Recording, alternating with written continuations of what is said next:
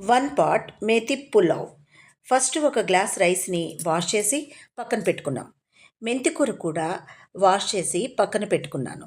5 పచ్చిమిర్చిలు, 2 క్యారెట్లు, 2 ఉల్లిపాయలు, నెక్స్ట్ 2 బంగాళదుంపలు కట్ చేసి పెట్టుకున్నాను. తర్వాత కొద్దిగా butter, garam masala powder, 2 spoons అల్లం వెల్లుల్లి పేస్టు, 1 కప్పు పెరుగు, తగినంత ఉప్పు. ఇప్పుడు స్టవ్ మీద కుక్కర్ పెట్టుకొని దానిలో 3 స్పూన్స్ ఆయిల్తో పాటు మనం తీసుకున్న బటర్ని కూడా వేసుకోవాలి. నెక్స్ట్ ఉల్లిపాయలు, అల్లం వెల్లుల్లి పేస్ట్ వేసుకొని కాసేపు మగ్గనియాలి. తర్వాత పచ్చిమిర్చి, క్యారెట్, ఆలు ఒకదాని వెంట ఒకటి వేసుకొని సరిపడినంత సాల్ట్ వేసుకొని కలుపుకోవాలి. ఇవన్నీ కూడా కొద్దిగా మగ్గినాక మెంతికూర కూడా వేసుకొని కలుపుకోవాలి.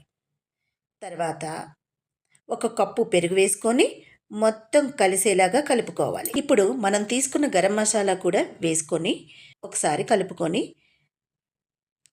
కడిగి పెట్టుకున్న రైస్ను కూడా వేసుకొని మొత్తం కలిసేలాగా కలుపుకోవాలి.